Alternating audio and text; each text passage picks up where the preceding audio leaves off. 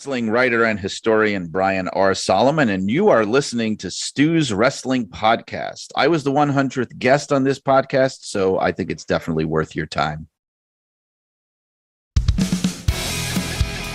You're listening to Stu's Wrestling Podcast, established 2019.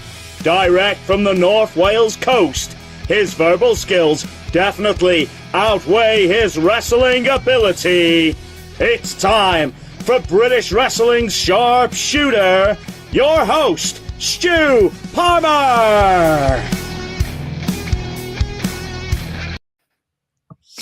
Well, we are back, and this is a live broadcast of Stu's Wrestling Podcast. This is going to be part one, and my guest is all the way in Florida by way of New York. It is author, DJ, and podcaster Benny Scala on the show today for episode 203 of Stu's Wrestling Podcast on the Sports Social Podcast Network, Europe's biggest sports network. Join them if you want to be with them. Absolutely, absolutely. Benny, a pleasure and honor, sir, because we've been friends for a fair few years now, and just an honor to have you on the show, man. Yeah, the pleasure is all mine, and congratulations. I see episode number 203. I read one time that the average wrestling podcast lasts all of 3 episodes. So for you to have done it for this long, kudos to you. Absolutely, mate. It's a labor of love. It really is. I want to get started with you. Your foray into podcasting. You've had various shows. Wrestling-based, you've got a crime-based podcast as well that you do. So yeah, just formulating, your podcast journey and the shows that you've been doing. Yeah, it's so funny, and I told you before the show that I turned 70 in June. Believe it or not, I tell people now, like, I have to be carbon dated, and to figure out how old I am. Or like like a tree, a sequoia. I have rings, But but this all started after I got it well into my 60s, but about 8 years ago, a little bit more than 8 years ago, I was friends on Facebook. Now, I knock Facebook all the time, but, thanks to Facebook, I became friends with, gentlemen like you, JP Zarka, who I'll talk about in a second, and this gentleman named Mike Miggett, who lives in Johnstown City, Pennsylvania. Now, Mike we became friends on Facebook, just totally devoted old school WWF wrestling fans, except that Mike became a real life friend of Bruno Sammartino. Mike runs a printing shop, him and his mom. It's a family business. And so Bruno needed some posters, I guess.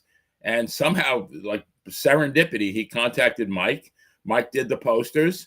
And, when Bruno said, well, how much do I owe you? And Mike said, Bruno, you're my hero. It's an honor. There's no charge. And they struck up a friendship. So this is a few years later. It would have been October of 2017, and October 6th to be exact. I posted a tribute to Bruno on Facebook because October 6th was his birthday, and Mike read it. And Mike told me he called me and he said, "I'm going to Rico's. Rico's is a great Italian restaurant in Pittsburgh. Going to Rico's with Bruno. I'm going to take him out for his birthday. Do you mind if I read him your tribute?" I said, do I mind? Bruno's my hero too. Like, that would be such an honor. And he said, well, don't be surprised if he calls you. Now that part I thought, that's probably just, hype, and it's a rib. And but just the fact that Bruno was going to hear my words was fantastic. Well, a couple of days later that day, and I was working at a car dealership. Now, car dealerships in the evening can get quite busy. But by the grace of God, right at 6:00, Mike calls me and he said, Benny, there's somebody that wants to speak with you. And I thought, all right, maybe this is a rib. Wrestling has a lot of ribs, right? Maybe this is somebody, Pittsburgh, maybe this is a good Bruno impersonator. But, Bruno had a very distinct voice. I'm sure you've heard Bruno interviews. Very, very distinct voice. And I will never forget, as long as I live, the very first thing out of Bruno's mouth was, Benny, how did you learn to write those beautiful words? And I said to him right back, I said, Bruno, when you write from the heart, it's easy. Got a little bit more hair now and a little bit less weight. And I think that was the last time I ever wore a tie. It was perfect for that moment, though, mate.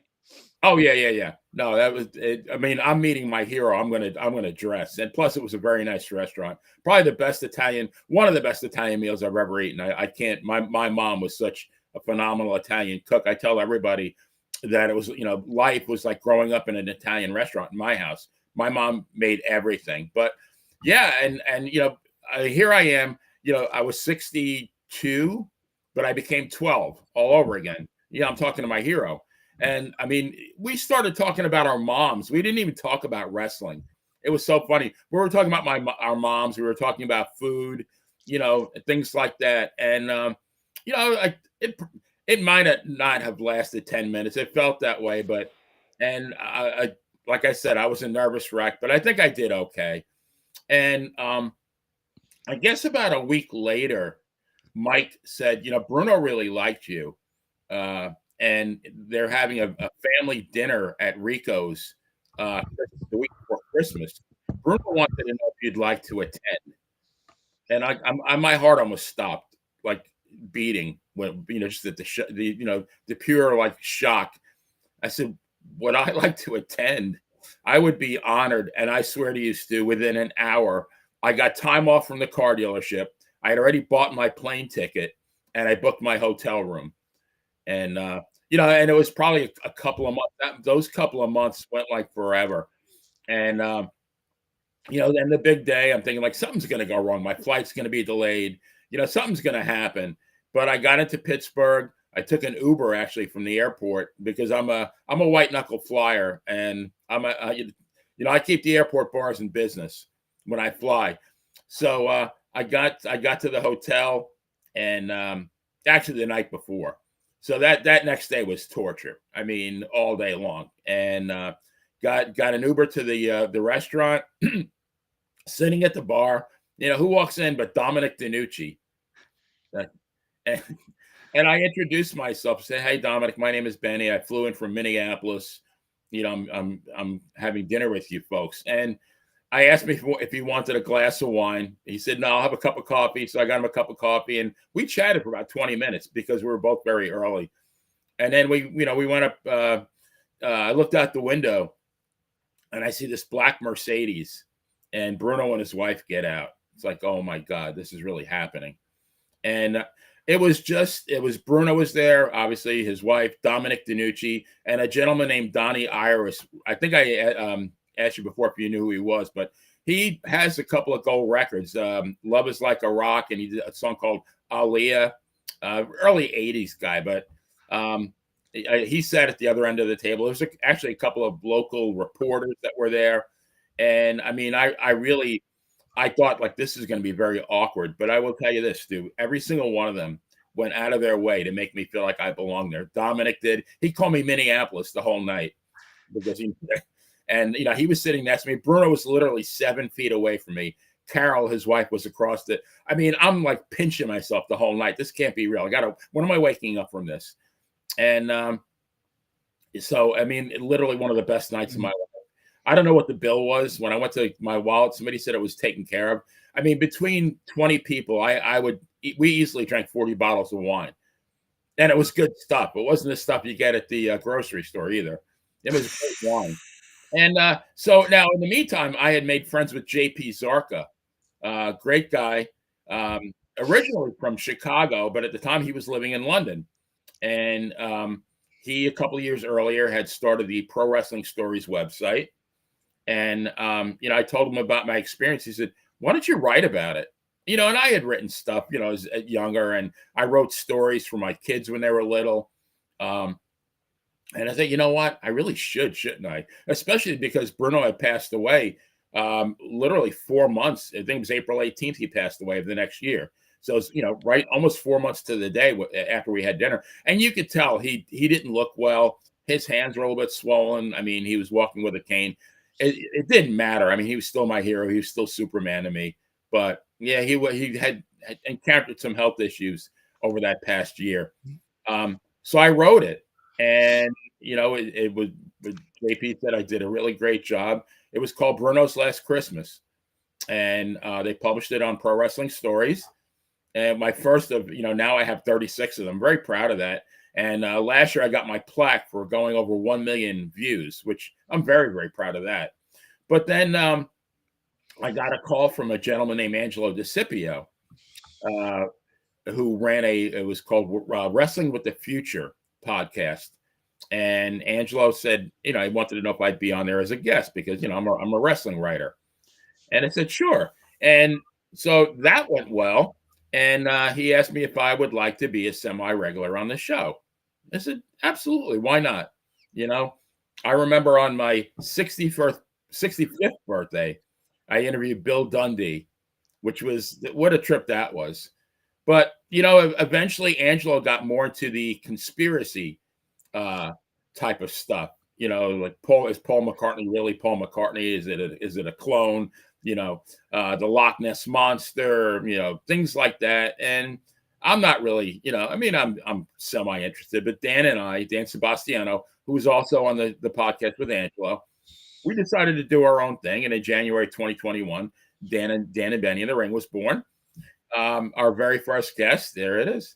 Our very first guest was Dominic DeNucci, who was absolutely fantastic.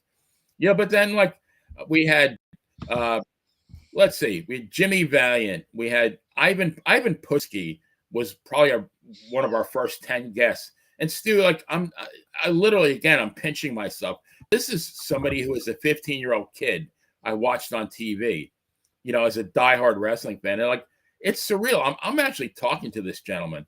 We had Ken Patera on for our 100th episode. And man, you talk about a guy with no filter. Okay. But it was fantastic. 2 hours we chatted. And we had to stop. We had to shut the show down. He probably would have went for another hour. Tito Santana was up guest number 200. We had Steve Kern, Bugsy McGraw, Jimmy Valiant more than once. A bunch of great wrestlers. And we're on hiatus now. I think we're at episode number 231. So Dan had started a new job and he was moving, so we took a little bit of time off. But we'll fire back up again pretty soon. And but then I started about a year and a half ago. My mom was a true crime devotee.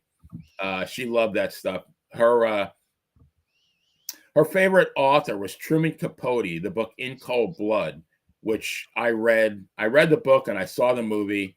When she passed away in 2001. When I would go visit her, she had a bookshelf and all it had was paperback books.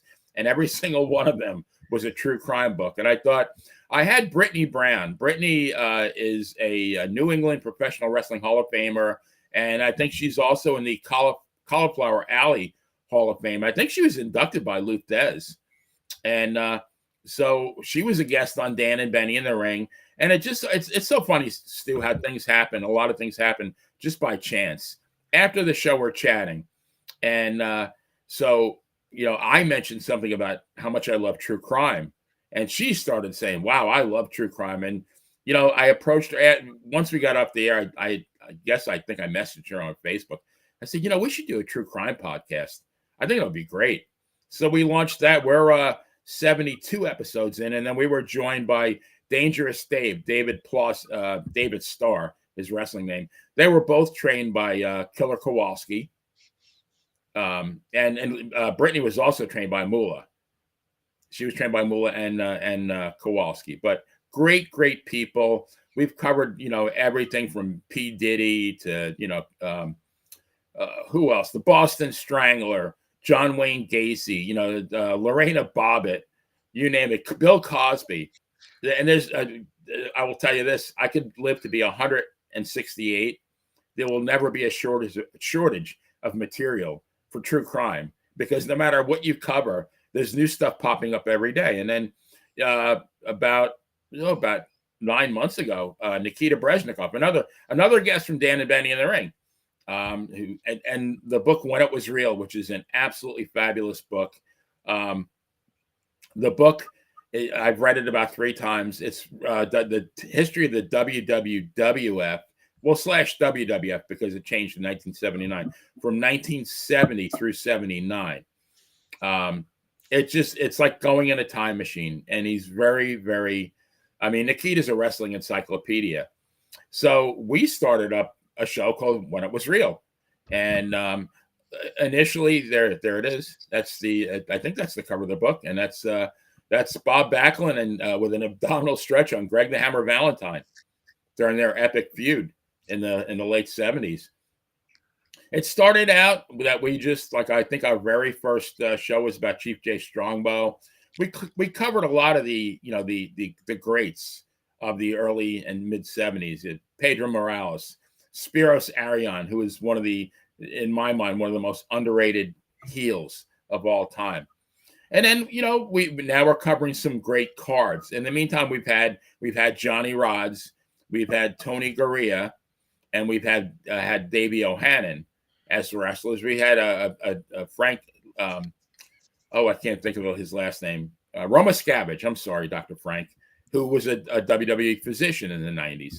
So we kind of alter it between guests and just, chatting about old school wrestling. And, we're never going to have our show will never fill a stadium in terms of views, but we have a niche audience. I mean, there's a lot of older people, 50s, 60s, who want to relive those days. And quite honestly, to us, When It Was Real, it's a very fitting title of the show. And then I also do again, through Facebook, I met a gentleman named Chris DiCarlo. Am I talking too much, Stu? Absolutely not. No. The show. I might need my oxygen tank. Actually, I don't have it.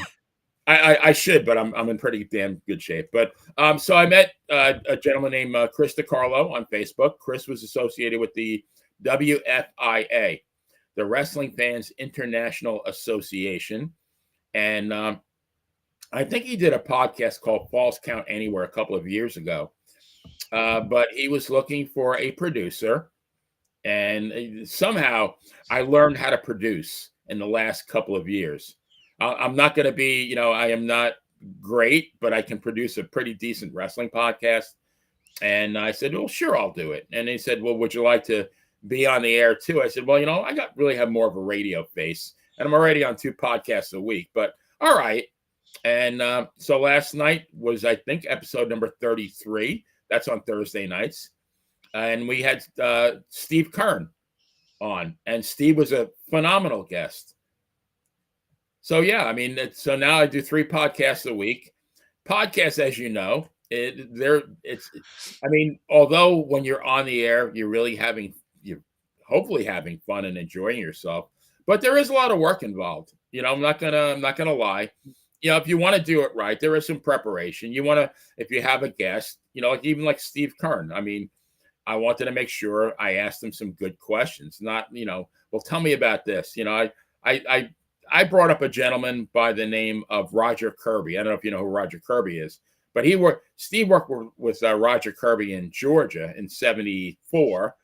And Roger Kirby actually is one of those underrated, unsung great wrestlers from the 70s. He won the World's Junior Heavyweight Championship from Danny Hodge, who was really a wrestling legend. And that title meant a lot back then. It's gone now, but so I always want to make sure that, whatever I'm doing, I'm well prepared. I don't want to, nobody wants to see a dumbass on the air. So, yeah. So those are my 3 podcasts. I tell people I'm semi-retired from work. I work part-time, but I am busier now between the 3 podcasts, my job, and my radio show. I'm busier than I've ever been in my entire life, which I do not think is a bad thing at all. I've been to the gym, I think 492 times this year. I have missed 0 days. I'm not quite in the best shape of my life, but I think for my age, I think I'm in better shape than at least 99.5% of the general population. That's amazing. It's amazing, Benny.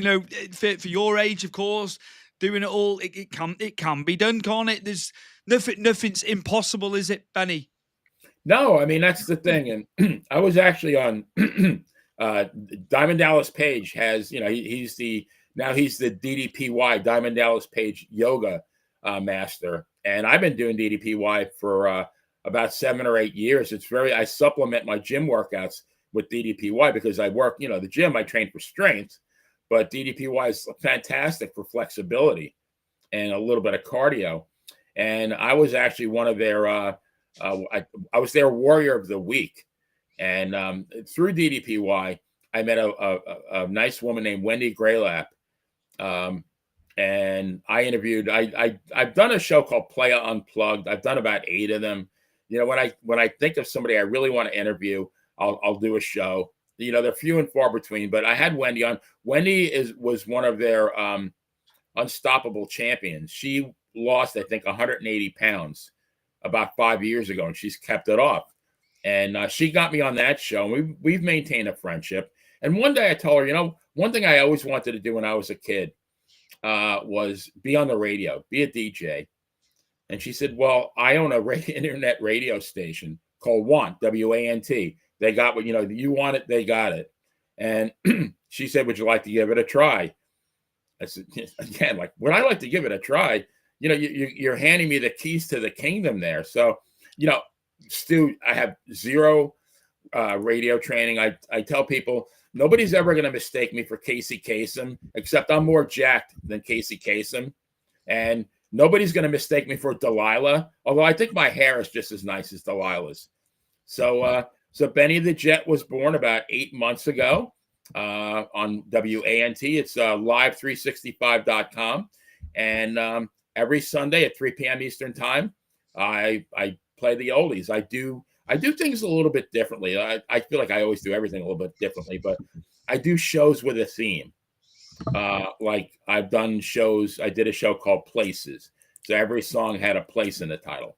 I've done shows where it was parts of the body, everywhere from the hair down to the feet. This Sunday show is called No Words because it's only going to be instrumentals.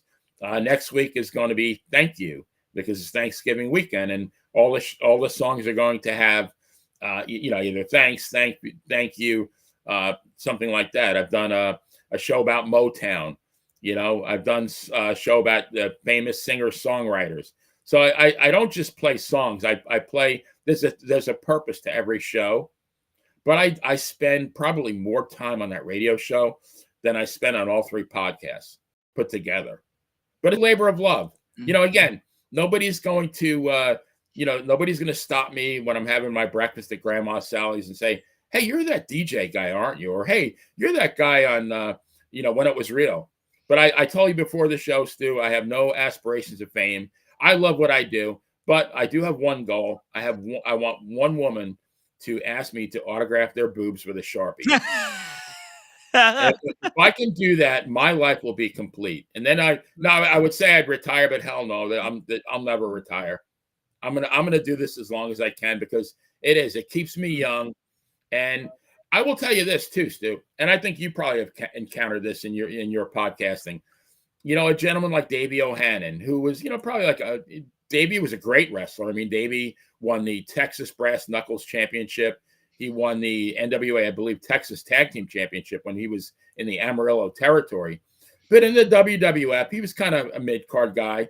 You know, got his share of victories. But, you know, Davey wrestled in the 70s into the very early 80s. Davey's been out of wrestling probably close to 40 years. And I've had Davey on Dan and Benny. I've had Davey on the When It Was Real. And these gentlemen, I call them gentlemen because they're gentlemen. You know, they never stop thanking me because their biggest, you know, for them to feel like people remember what they did. It to them, it's like that is their greatest thrill right now. Do you know what I mean? That people actually appreciate what they did. You know, in 1976, Davey, I watched you wrestle Bobo Brazil on TV. Well, that was 49 years ago. You know, it was a 7-minute match, but I was entertained by it. And he loves the fact that 49 years later, I remembered enough to tell him about it, if that makes sense. Absolutely. No, absolutely. And do you know what, Benny? I'll say it now. No form of sport or entertainment would you find so many humble people who are wrestling, personalities within wrestling as well. I'll say it now, hands down. When I've been to conventions over in the States at WrestleMania weeks, I've encountered a couple of people that weren't great, but for the most part, and through doing my show, they are just so humble, and you don't get personalities like that in any other business, I don't think. No, and it's almost like, I almost want to say, when you meet a veteran here, you say, thank you for your service. I almost want to, like a gentleman like Davey, I almost want to say the same thing to him, because what people don't realize, you watch the product now, and these guys are all millionaires. They travel in jets. They probably work, maybe 50 to 75 matches a year. A guy like Davey, or an Ivan Koloff, or a Dominic DiNucci, or Baron Cicluna, these guys are wrestling 300 days a year, and they're not in jets. There's maybe 4 of them crammed in a car, driving from like Pittsburgh to Steubenville, Ohio, which might be a 4 or 5 hour ride. Imagine working and then getting in your car and then driving 5 hours to your next job. And, back in the day, I always say there was no PTO, no paid time off in professional wrestling. Back then, there were no contracts. You worked, you got paid. You didn't work, you didn't get paid. And these guys all had families. They're sending their money home so that their wife can pay the mortgage and pay the electric and pay their car payment. In the meantime, these guys, they're wrestling with sprained ankles and broken fingers and 103 temperate fevers, because, the thing was, number one, you didn't get paid if you didn't wrestle. But the other more important or most important thing is, if they didn't wrestle, there was always that fear that somebody was going to take their spot on the card. And definitely. So, these guys are wrestling hurt and sick. They're wrestling on Thanksgiving and Christmas, and they're not at home. They're calling their kids from a payphone in Altoona, Pennsylvania, to wish them a happy birthday, or, from a truck stop in Sheboygan, to wish their wives a happy anniversary, because their job was their job. And I mean, they didn't make a lot of money back then. I mean, they made a living, but none of these guys had, there were no contracts, no guarantee. Again, you worked, you got paid. Definitely mental fortitude as well. You're saying about that, your family at home, you're on the road for a set amount of days, crazy their schedules, doing double shots in a day. We've heard about it time and time again. So having that mental strength, with it being a physical job, of course, in the ring, I think mentally it was hard for some of the guys, wasn't it? Oh, absolutely. I mean, I punched the time clock for many, many years, but, I worked my job, and I'd get in my car, and I was not injured. I mean, I pushed the pencil. I mean, that, and I did a curl with my coffee cup. That was my exercise for for the 8 hours. I got in my car, and I drove home, and then I got to have a good meal, a good night's sleep. And I got up the next day and I did it again. These guys, they're getting, slammed onto a very, back in the day, the wrestling mats were not very pliable. Bruno said they were like concrete back then. And, you're getting thrown, and there was no padding when you got thrown out of the ring. You took a hard way into the ring post. I mean, and now you have to go to your next job, and it's not an hour away. It might be 4 or 5 or 7. If you worked in Mid-South, geez, some of it, like you driving from like Houston to New Orleans was, a 500-mile trip. But that's what they had to do to make a living, to support. Now, granted, I think they loved it. Like Davey, I always joke with Davey O'Hannon. I say that the American Medical Association is giving him an award because he's had so many surgeries that he's helped keep them in business. He's had, I think, like 15 surgeries. He's had everything replaced, and it was all because of wrestling. And I've asked him several times, Davey, if you had to do it all over again, would you do it again? And he, without hesitation, he says, in a heartbeat, I would do it all over again. All the pain, all the injuries, because there was just something about getting in that wrestling ring and entertaining people and knowing that you were connecting with people, and that they back then they believed in you, good or bad. If you were a baby face, they were cheering you. They wanted you to win. Jimmy Valiant, I became friends with Jimmy Valiant, and he said that every car that he owned when he became a heel, it got vandalized in some way. He got shot at. Larry Zbyszko, when he turned on Bruno, had a ride to arenas in the trunk of a car. That's how real it was to people back then. And I think that's something that, I don't think we'll never have it again. But I'm so glad that I grew up in that era. Absolutely. Absolutely. You know, they say about current people now in the business and stuff like, you know, it is a lot easier, a lot less days now. I know that's cliche. We hear it all the time, of course. But yeah, Benny, I'd love to get you on for a second episode because we've got more to cover. So this has been episode 203. Is it okay to have you back for a second episode? Would that absolutely. be okay? Yeah, you wind me up in the morning, I can talk about wrestling all day long. Absolutely. Perfect. This has been part 1 with Benny, the player Scala, author, DJ, and podcaster, of course. And we're going to go into history of the business, you as a fan, and, you know, some of the matches you went to and some of the ones that, you know, stick out for you and all that besides. So yeah, we'll be back for the second part with Benny Scala over the December period. Obviously, it's a busy time for everybody. And yeah, this has been fantastic. This has been episode 203 of Stu's Wrestling Podcast in association with the Sports Social Podcast Network, Europe's biggest sports podcast network, over 700 plus podcasts and counting.